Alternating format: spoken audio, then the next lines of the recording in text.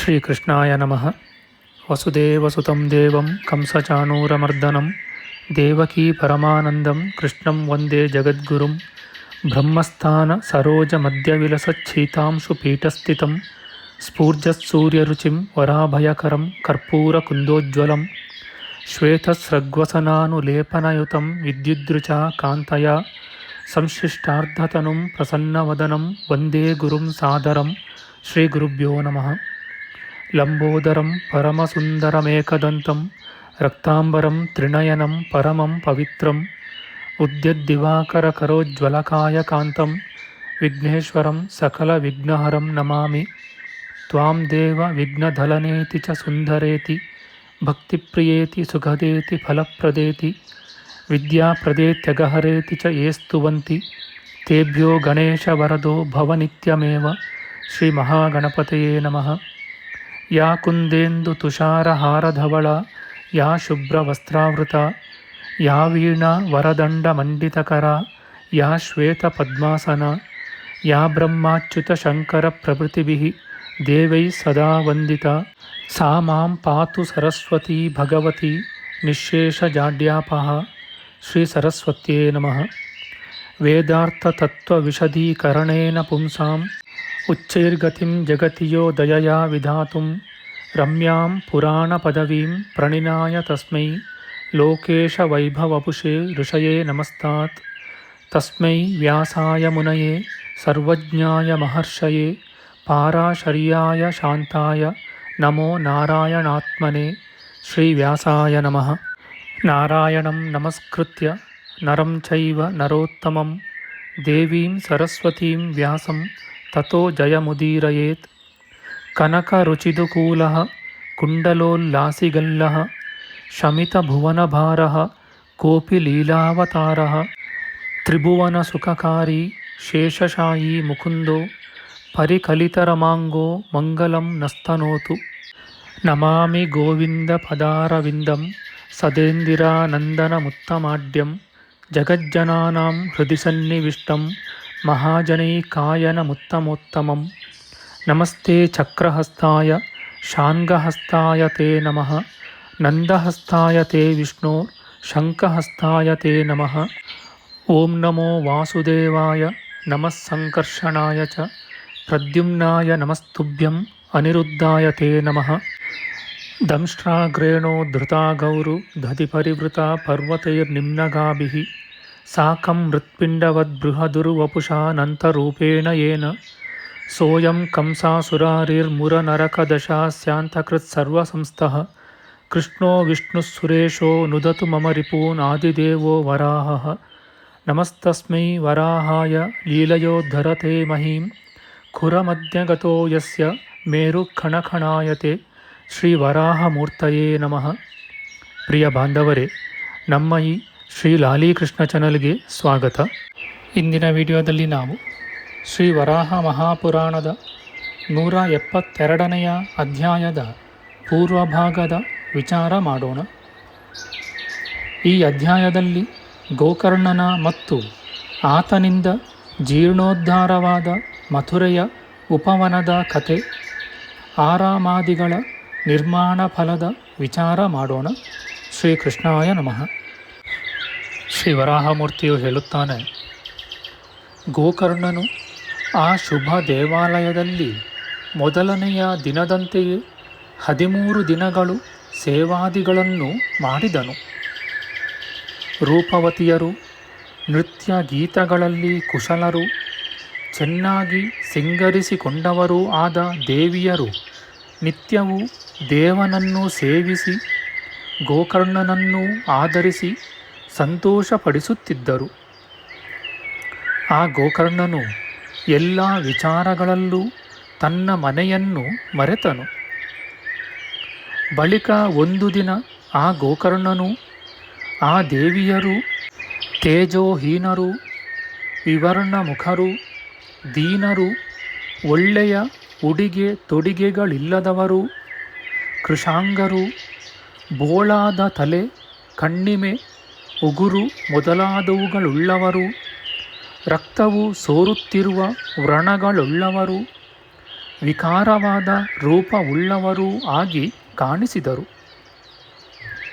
ಗೋಕರ್ಣನು ಅತಿ ದುಃಖ ಪೀಡಿತರಾದ ಅವರನ್ನು ನೋಡಿ ಮನಸ್ಸಿನಲ್ಲಿ ಬಹು ಸಂತಾಪವುಳ್ಳವನಾಗಿ, ಪುತ್ರನಿಲ್ಲದವನಿಗೆ ಗತಿಯಿಲ್ಲ, ಸ್ವರ್ಗವಂತೂ ಇಲ್ಲವೇ ಇಲ್ಲ, ಆದುದರಿಂದ ಪಾಪಿಯಾದ ನನ್ನ ಸಹವಾಸದಿಂದ ಈ ದೇವಿಯರು ಮರಣಾವಸ್ಥೆಯನ್ನು ಹೊಂದಿರುವರು ಎಂದು ತಿಳಿದುಕೊಂಡು, ಪೂಜ್ಯೆಯರೇ, ನಿಮ್ಮ ಈ ವಿಕಾರ ರೂಪವೇನು ಹೇಳಿರಿ ಎಂದು ಅವರ ರೂಪವು ಬದಲಾಗಲು ಕಾರಣವನ್ನು ಕೇಳಿದನು.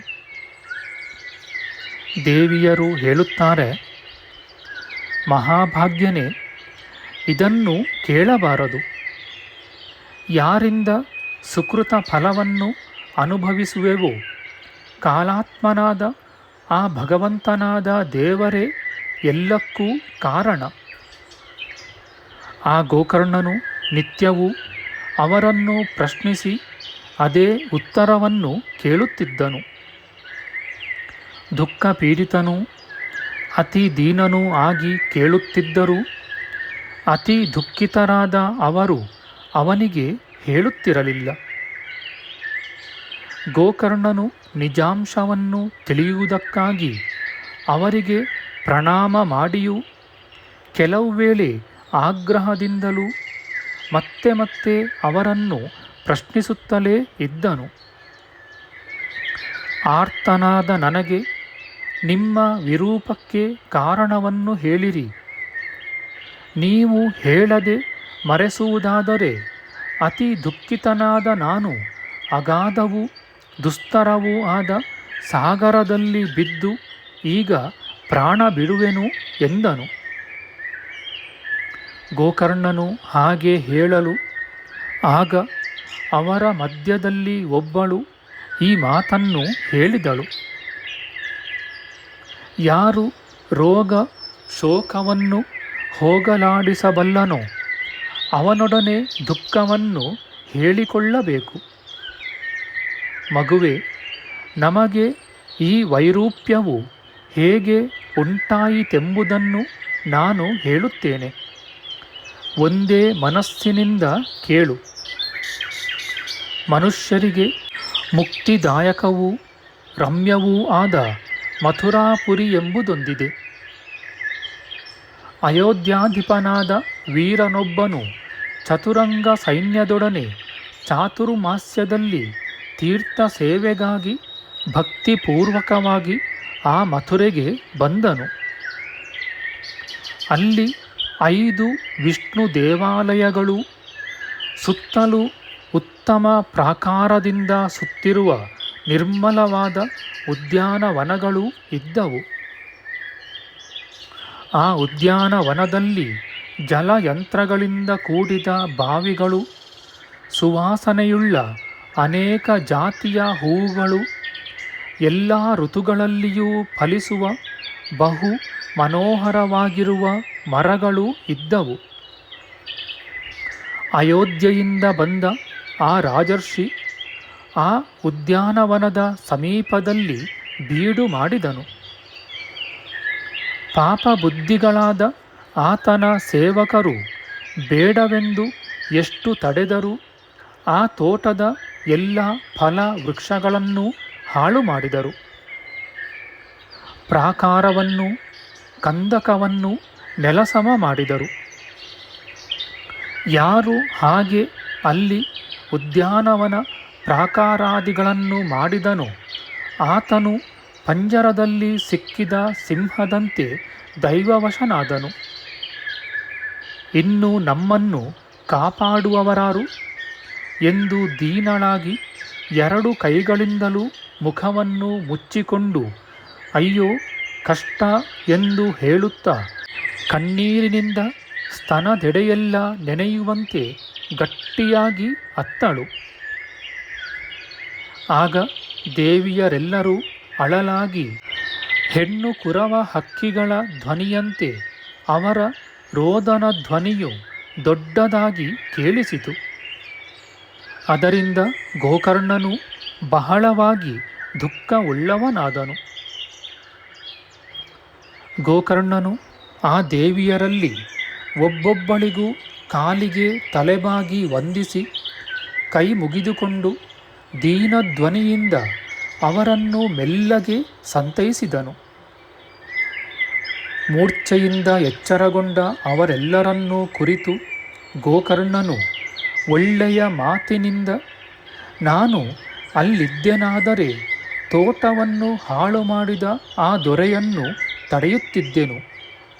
ಏನು ಮಾಡಲಿ, ತಪ್ಪಿಸಲು ಶಕ್ತನಾಗಿದ್ದರೂ ದೂರನಾದೆನು ಎಂದನು. ಗೋಕರ್ಣನು ಹಾಗೆ ಹೇಳಿದೊಡನೆಯೇ ಅವರೆಲ್ಲರೂ ಚೇತರಿಸಿಕೊಂಡು ಒಟ್ಟಾಗಿ ಆತನನ್ನು, ನೀನು ಯಾರು, ಎಲ್ಲಿಂದ ಇಲ್ಲಿಗೆ ಏತಕ್ಕಾಗಿ ಬಂದೆ ಹೇಳು ಎಂದು ಕೇಳಿದರು. ಗೋಕರ್ಣನು ಹೇಳುತ್ತಾನೆ, ನಾನು ಬಹು ಸುಂದರವಾದ ಮುಖ, ಕೆನ್ನೆ, ಕಣ್ಣು ಉಳ್ಳವನಾಗಿದ್ದ ಗೋಕರ್ಣನು. ನೀವು ಮೊದಲು ಸುಂದರಾಂಗಿಯರೂ ಮನೋಹರ ನೇತ್ರೆಯರೂ ಆಗಿ ಕಾಣಿಸುತ್ತಿದ್ದಿರಿ. ಈಗ ಮಲಿನರಾಗಿ ನನ್ನ ದುಃಖವನ್ನು ಹೆಚ್ಚಿಸುವವರಾದಿರಿ. ಇನ್ನು ನಿಮ್ಮ ಈ ಅವಸ್ಥೆಗೆ ನನ್ನನ್ನೇ ಕಾರಣನನ್ನಾಗಿ ನಾನೇ ಕಾರಣನೆಂಬುದನ್ನು ಹೇಳಿರಿ. ಆಗ ಗೋಕರ್ಣನೆದುರಿಗೆ ಪುಷ್ಪಜಾತಿಗೆ ಅಲಂಕಾರ ಪ್ರಾಯಳಾದ ಆ ಹಿರಿಯಳು ಹೀಗೆ ಹೇಳಿದಳು. ಉದ್ಯಾನವನದಲ್ಲಿದ್ದ ನಾವು ಸ್ವಾಮಿಯಿಂದ ರಕ್ಷಿತರಾಗಿ ಮನೋಹರವಾದ ವೇಷವು ಬಹಳ ಚೆಲುವಾದ ಅಂಗವೂ ಉಳ್ಳವರಾಗಿ ಪುಷ್ಪ ವೃದ್ಧಿಯಲ್ಲಿ ನಿರತರಾಗಿ ಮೊದಲು ಯಾವಾಗಲೂ ಸುಂದರ ರೂಪರಾಗಿ ಕಾಣುತ್ತಿದ್ದೆವು. ಇನ್ನು ವಿಕಾರಕ್ಕೆ ಕಾರಣವನ್ನು ಕೇಳು. ರಾಜಸೇವಕರು ಕತ್ತರಿಸಿಯೂ ಬೇರು ಸಹಿತ ಕಿತ್ತು ನಮ್ಮನ್ನು ಪೀಡಿಸಿದುದರಿಂದ ಬಹು ದುಃಖಗೊಂಡವರಾಗಿ ಈಗ ಮಲಿನರು, ಹೂಮಾಲೆಗಳಿಲ್ಲದವರು, ಬುಡ ಕಾಂಡಗಳುಳಿದಿರುವವರೂ ಆಗಿ ಈ ಸ್ಥಿತಿಗೆ ಬಂದು ಮೂರ್ಛೆಗೊಂಡಿರುವೆವು. ಆತನ ಪುಣ್ಯಕರ್ಮಕ್ಕೆ ಮಣ್ಣು ಹೆಂಟೆಗಳಿಂದಲೂ ಇಟ್ಟಿಗೆಗಳಿಂದಲೂ ಮುಚ್ಚಿಹೋಗಿ ಅಲ್ಲಿ ಕಲ್ಲಿನಂತಿರುವ ಸತ್ವಮಯನಾದ ದೇವನೇ ಸಾಕ್ಷಿ. ಸತ್ಪುರುಷೋತ್ತಮನೇ, ಒಳ್ಳೆಯ ನೀರಿಂದ ತುಂಬಿ ಪವಿತ್ರವಾಗಿ ಆ ಉದ್ಯಾನವನಕ್ಕೆ ನೀರನ್ನು ಕೊಡುವುದಾಗಿಯೂ ನೈದಿಲೆಗಳಿಂದಲೂ ಕಲಹಂಸಗಳಿಂದಲೂ ಪೂರ್ಣವಾಗಿ ಸದಾ ಒಪ್ಪುವುದಾಗಿಯೂ ಇರುವ ಸರೋವರವು, ಸುವರ್ಣಯುತಗಳಾಗಿ ಫಲಿಸಿರುವ ವೃಕ್ಷಗಳು, ಜನರಿಗೆ ಸುಖಕರವಾದ ಆ ತೋಟವನ್ನು ಯಾವಾಗಲೂ ಕಾಪಾಡುತ್ತಿದ್ದವು. ಅವುಗಳ ನಾಶದಿಂದ ನಮಗೆ ಈ ವಿರೂಪ ಉಂಟಾಯಿತು. ನಮ್ಮ ಮುಂದಿನ ವಿಡಿಯೋದಲ್ಲಿ ನಾವು ಶ್ರೀ ವರಾಹ ಮಹಾಪುರಾಣದ 172ನೆಯ ಅಧ್ಯಾಯದ ಉತ್ತರ ಭಾಗದ ವಿಚಾರ ಮಾಡೋಣ. ಆಧ್ಯಾತ್ಮಿಕ ಚರ್ಚೆ ಮತ್ತು ವಿಚಾರ ವಿನಿಮಯಕ್ಕಾಗಿ ಶುರು ಮಾಡಿದ ಈ ಚಾನಲ್ನಲ್ಲಿ ನಾವು ಅಪ್ಲೋಡ್ ಮಾಡುವ ಎಲ್ಲ ವಿಡಿಯೋಗಳನ್ನು ಸಂಪೂರ್ಣವಾಗಿ ನೋಡಿ ನಿಮ್ಮ ಸಲಹೆಗಳನ್ನು ಕಮೆಂಟ್ ಬಾಕ್ಸ್ನಲ್ಲಿ ಬರೆಯಿರಿ. ದಯವಿಟ್ಟು ಈ ಚಾನಲ್ಗೆ ಸಬ್ಸ್ಕ್ರೈಬ್ ಮಾಡಿ ಹಾಗೂ ಬೆಲ್ ಬಟನ್ ಒತ್ತಿ ನಾವು ಹಾಕುವ ಎಲ್ಲ ವಿಡಿಯೋಗಳನ್ನು ನೋಡಿ ಪ್ರೋತ್ಸಾಹಿಸಿ. ಕೃಷ್ಣಂ ನಾರಾಯಣಂ ವಂದೇ ಕೃಷ್ಣಂ ವಂದೇ ವ್ರಜಪ್ರಿಯಂ ಕೃಷ್ಣಂ ದ್ವೈಪಾಯನಂ ವಂದೇ ಕೃಷ್ಣಂ ವಂದೇ ಪೃಥಾಸುತಂ. ಶ್ರೀಕೃಷ್ಣಾಯ ನಮಃ.